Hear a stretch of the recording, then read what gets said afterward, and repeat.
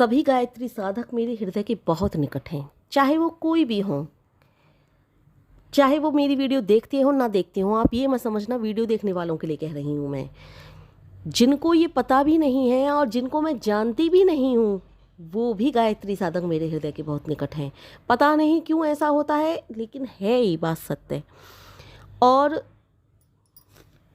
जो कल मैंने जिन महात्मा जी की बात बताई थी, जो प्रज्ञाचक्षु थे, और उनके विषय में मैंने कहा था जो आंखें देखते हुए भी जो नहीं देख पा रही थी, वो बिना आँखों वाले एक बाबा जी ने सब कुछ देखा।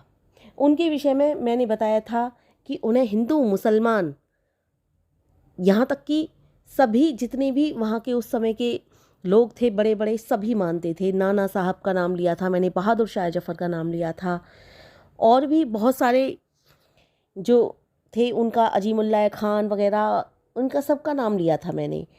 और उन महात्मा के विषय में मैंने कहा था उस समय उनकी आयु 81 यानी 81 वर्ष थी, लेकिन उनकी अभी अपने शिष्य से मुलाकात नहीं हुई थी। अच्छे विचार, ठीक विचार, यही इस रोग की औषधि की दवा थे, जो महा औषधि थी।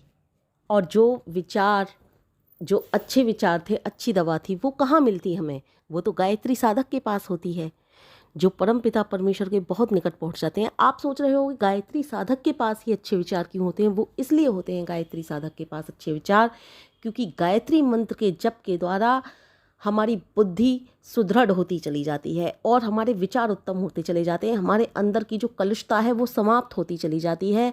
और गायत्री मंत्र के जप में परम पिता परमेश्वर के हर रूप का वर्णन किया जाता है। जब हम परम पिता परमेश्वर के हर रूप का वर्णन करते चले जाते हैं तो हमारे विचार, हमारा व्यवहार, हमारे जितने भी हमारे अंदर अवगुण होते हैं सब बदल जाते हैं और हम बहुत अच्छे एक नेक नागरिक बनने लगते हैं। सभी के विषय में सोचने लगते हैं अपने विषय को छोड़कर। तो इसलिए मैंने कहा कि गायत्री मंत्र का साधक ही इस चीज़ को सोच सकता है। और वो अच्छे प्रश्न क्या होते हैं? जिन अच्छे प्रश्नों को वो सोचता है, मैं कहाँ से आया हूँ, किस लिए आया हूँ, कहाँ जाना है, यह संसार कौन चला रहा है, इनका उत्तर ढूंढने के बाद अपने जीवन के अनुसार ढालने का दृढ़ निश्चय कर लेता है। वो उसी के अनुसार ढालने का, ये विचार ही इस संसार रूपी बीमारी, जो संसार की जो बीमारी है, इनका इलाज कर सकते हैं। विचार पवित्र हों तो आदमी स्वयं ठीक रास्ते पर चलने लगता है। तो मैंने जैसा कि आपको बताया कि उस कल के प्रश्न का उत्तर मैंने अभी नहीं दिया है।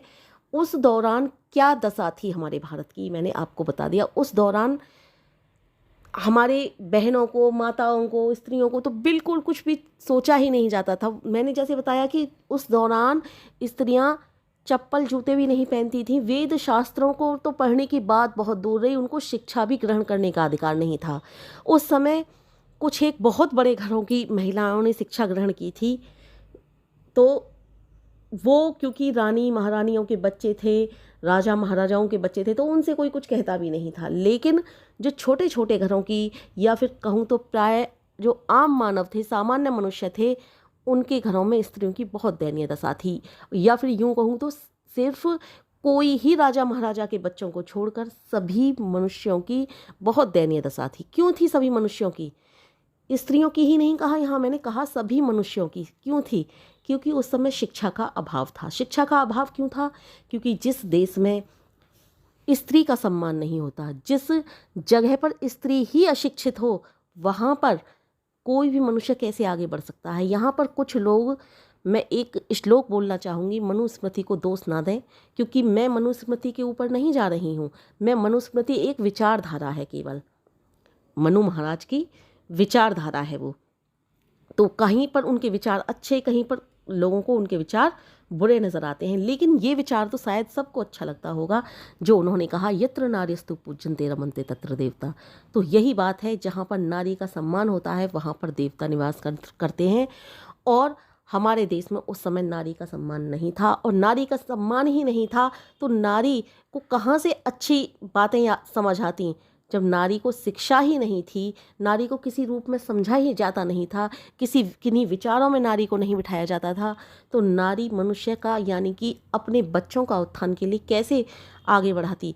नारी कहाँ से जितने भी मनुष्य थे उनके लिए कहाँ से शब्द बोल करके उन्हें आगे प्रेरणा देती, क्योंकि पहली गुरु हमारी माँ ही होती है इस जग में। तो इसीलिए मैंने कहा गायत्री मंत्र के द्वारा विचार बढ़ते हैं, विचार शुद्ध होते हैं, और गायत्री मंत्र के द्वारा ही ये मनुष्य समझता है कि हमें क्या करना चाहिए क्या नहीं करना चाहिए। ऐसे ही गायत्री साधक थे वो जिनकी मैंने बात की, उन्होंने ही सबसे पहले इस बातों को समझा था। उन्होंने ही अपने शिष्य से कहा था, बड़ी ही दयनीय दशा है अपने भारत की इस समय, तुम मुझे ये लौंग लेकर के आए हो, मुझे तो अपना सारा जीवन दान दे दो बेटा। मैं आज वो तुमसे मांग रहा हूँ जो शायद कोई किसी को ना दे पाता हो। तुम इस देश की बागडोर संभालो, इस देश को संभालो, इस देश का कि नारियों की दशा देखो, इस देश के मनुष्यों की दशा देखो। इस देश में सभी ये सोचते हैं कि हम ऐसे वैसे। तो इस तरह से उन प्रज्ञाचक्षु ने अपने शिष्य को इस तरह की बातें की थी। आप एक बात समझिए, एक बात जानिए, जहाँ नारी ही अशिक्षित होगी वहाँ पर अपने बच्चे को क्या शिक्षा देगी वो? जब ही तो जैसा माहौल होता है वैसे ही संस्कार पड़ते हैं हमारे। हम अगर अशिक्षित होंगे तो अपने बच्चों को कुछ नहीं सिखाएंगे, और हमारे घर के जो मनुष्य होंगे, जो बड़े बुजुर्ग होंगे, जो जैसा बच्चे देखेंगे वो वैसा ही सीखेंगे। नारियों का असम्मान हो रहा है तो हमारे बच्चे भी नारियों का असम्मान ही करेंगे। हम क्योंकि जैसा देश होता है वैसा ही वेश होता है। जैसे विचारधारा हमारे घर परिवारों के समाज में पनपेगी वैसा ही तो बच्चों में आएगी। तो उस समय की विचारधारा ही आम मनुष्य की ऐसी ही हो चुकी थी। लेकिन मैं पहले उन प्रज्ञाचक्षु का नाम बता दूं। उनका नाम था स्वामी विरजानंद जी महाराज, जो महर्षि दयानंद जी के गुरु थे। और दो बहनों ने उनका जवाब सही दिया है।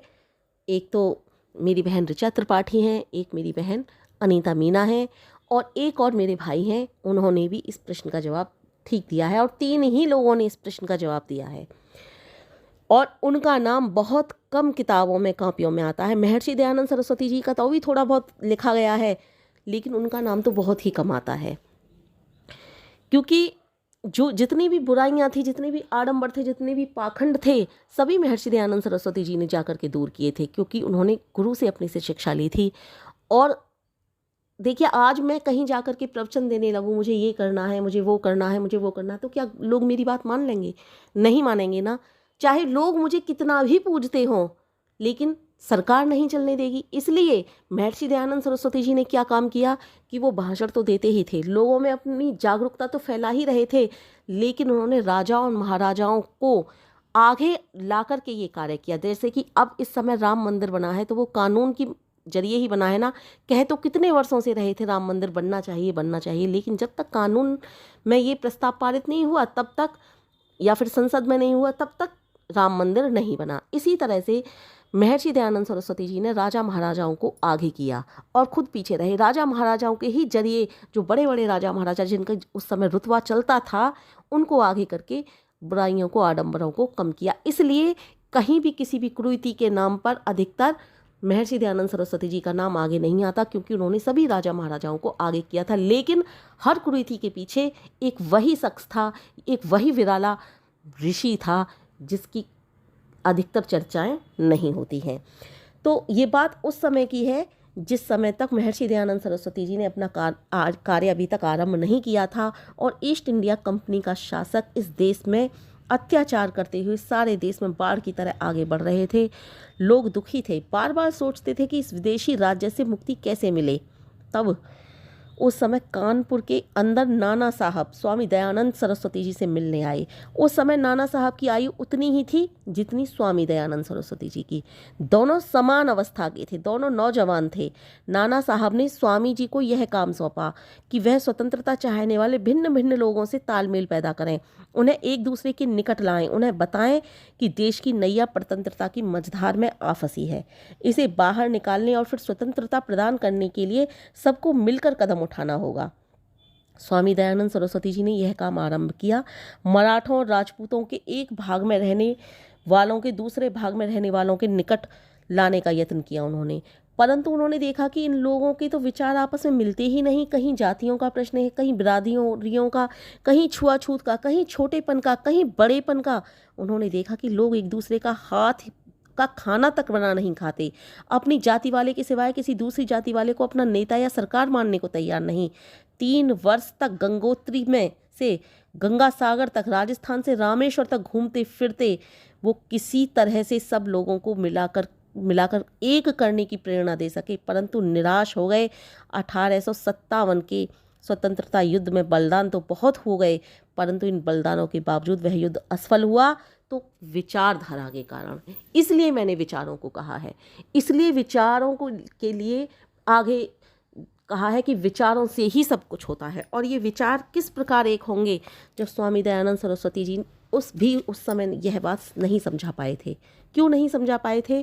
क्योंकि वे अभी तक उन प्रज्ञा चक्षु अपने गुरु महर्षि विरजानंद जी से मिल नहीं पाए थे, जिनकी आंख ना होने पर भी वो दूर दूर तक देख पाते थे। जिसे ये पता था कि ये विचारधारा जिससे सारे देश का कल्याण हो सकता है, वह कौन सी है? वह गुरु थे महर्षि विरजानंद जी। अब इस सच्चाई से पर्दा उठ रहा है, क्योंकि मैंने कल का जो आपको एक लेख दिया था, जो अखबार में निकला था, वो मैंने आपको कल पढ़ के दिखाया था कि वह सन 57 के संघर्ष में सम्मिलित थे। स्वामी दयानंद से भी अधिक उन्होंने 1857 के युद्ध में भाग लिया था। और ये इस चीज़ के लिए बहुत साल हो चुके हैं, बहुत वर्ष हो चुके हैं, लेकिन धीरे धीरे लोगों को अब पता लग रहा है कि महर्षि दयानंद सरस्वती जी का बहुत बड़ा हाथ था इस चीज़ में, बहुत बड़ा हाथ था। और लोगों को अब ये भी पता चल रहा है कि महर्षि दयानंद सरस्वती जी से भी ज़्यादा उनका हाथ था। क्यों पता चल रहा है? क्योंकि अब सोशल मीडिया है। सोशल मीडिया के जरिए लोगों को आपस में बहुत पता चलता है। अब जैसे ये बात मैंने आपको बताई, आप 4 लोगों से और कहोगे, या जो भी लोग वीडियो मेरी देखेंगे उन तक पता चलेगी, या मैंने जहाँ से ये बातें देखी या सुनी पढ़ी, वो मुझे पता चला उन बातों को, और मैंने आप लोगों से कही। तो इस तरह से सोशल मीडिया का आज के समय में बहुत बड़ा योगदान है, बहुत बड़ा हाथ है। लेकिन इतिहास की पुस्तकों में ये चीज़ें हमें देखने को नहीं मिलती हैं। पता नहीं क्यों नहीं मिलती हैं, लेकिन मेरे आर्य समाजी जो बहन भाई हैं, उनको तो ये हमेशा से ही पता है। और मैं भी बहुत भाग्यशाली हूँ कि मुझे भी ये बातें पता हैं, क्योंकि मेरे पिता भी आर्य समाजी विचारधारा से प्रेरित थे। तो उस समय के व्याख्यानों से पता चलता है कि वो प्रज्ञाचक्षु थे। उनका हिंदू मुसलमान सभी बहुत आदर करते थे, बहुत सम्मान करते थे, और वो गायत्री साधक थे। और उनकी विचारधारा बहुत निर्मल थी, बहुत पावन थी। और उनके ही द्वारा महर्षि दयानंद सरस्वती जी के जो अंदर कूट कूट कर गुण भरे हुए थे, वो विरजानंद जी ने ही भरे थे। वो उनके प्रिय शिष्य थे। क्योंकि उनके प्रिय शिष्य क्यों थे? क्योंकि हमको पता चलता है, जब महर्षि दयानंद सरस्वती जी लौंग लेकर के आए थे उनके पास, तो उन्होंने साफ मना कर दिया था, कह दिया था, मैंने तुझसे गुरु दक्षिणा नहीं मांगी, मुझे तो तेरा सारा जीवन ही दान चाहिए। ये देश की बहुत बड़ी विडंबना है कि लोगों की विचारधारा नहीं मिल रही है। नारियां अशिक्षित हैं। जो नारियां ही बच्चों में शुरू से ही शिक्षा डाल सकती हैं, जो पहला गुरु होती है, वही अशिक्षित है। तो आगे चलकर ये इस समाज का कि क्या दशा होगी, वो ये बात वो ही समझ सकते थे, क्योंकि वो एक गायत्री साधक थे। इसीलिए मैंने कहा है, गायत्री साधना बहुत बड़ी साधना है। और गायत्री साधना के द्वारा विचार ऐसे बदलते हैं, विचारों में क्रांति आ जाती है। विचार क्रांतिमान तो बनते ही हैं, इंसान के व्यक्तित्व को सुधार सकते हैं। और इंसान में एक जो जैसे अब मैं प्रवचन दे रही हूँ, मेरी बातों को सभी लोग सुन रहे हैं, तो इस तरह से प्रेरणा देने वाला शख्स बन जाता है। उसकी बातों को सभी सुनते हैं, समझते हैं और मानते भी हैं। क्यों मानते हैं? क्योंकि वो सबका भला करने वाला होता है, सिर्फ अपना भला करने वाला नहीं होता। जैसे स्वामी विरजानंद जी की उस समय सब बात मानते थे, महर्षि दयानंद सरस्वती जी की सब बात मानते थे। और गायत्री साधक की एक और विशेषता होती है, वो स्वयं आगे नहीं आता, वो अन्यों को आगे करता है। और दूसरी बात, गायत्री साधक को अपने नाम से कोई मतलब नहीं होता कि मुझे नाम मिलेगा, पहचान मिलेगी तो मैं इस कार्य को करूं। उसको नाम और पहचान से कोई मतलब नहीं होता, बस कार्य हो जाना चाहिए, जैसे भी होना हो। क्योंकि अच्छे कार्यों को करने पर ही विश्वास रखते हैं गायत्री साधक। ये इस बात पर विश्वास नहीं रखते कि मुझे ही नाम मिले, मैं ही आगे बढ़ूं। मैं वाली बात गायत्री साधक के अंदर कभी नहीं होती। इसलिए मैं कहती हूँ, गायत्री साधना करो, अपने विचारों को पवित्र बनाओ। और मेरी माताएं बहनें तो गायत्री साधना अवश्य करें। वही तो हमारे बच्चों के, चाहे वो लड़का हो चाहे वो लड़की हो, सभी के विचारों को शुद्ध करेंगी। वही तो पहली गुरु हैं। अगर वह शिक्षित होंगी तभी तो ये देश आगे बढ़ेगा, तभी तो पहला गुरु ही शिक्षित होगा, तभी तो ये देश मैं एक नई विचारधारा, नई क्रांति आएगी। मैं ये बात इसलिए कह रही हूँ, आप सोचोगे आज तो बेटियां सब पढ़ रही हैं तब भी इस बात को कह रही हो। नहीं, आज भी बहुत से देश का कुछ कुछ कोने ऐसे हैं जहाँ पर बेटियों को पढ़ाया नहीं जाता, जहाँ सिर्फ बेटों को ही प्राथमिकता दी जाती है। और ये गायत्री साधना, या यूं कहूँ गायत्री मंत्र, जब बेटा बेटी नहीं देखते तो फिर हम क्यों देखते हैं? या यूं कहूँ कि परमेश्वर बेटा बेटी में फ़र्क नहीं करता। जो गायत्री मंत्र का जप करेगा उसकी बुद्धि का विस्तार होगा, जो गायत्री मंत्र का जप करेगा उसकी विचारधारा शुद्ध होगी, जो गायत्री मंत्र का जप करेगा उसका व्यक्तित्व निखरेगा। तो गायत्री मंत्र का जप करेगा वही तो आगे बढ़ेगा। इसलिए मैंने सभी को गायत्री जप करने को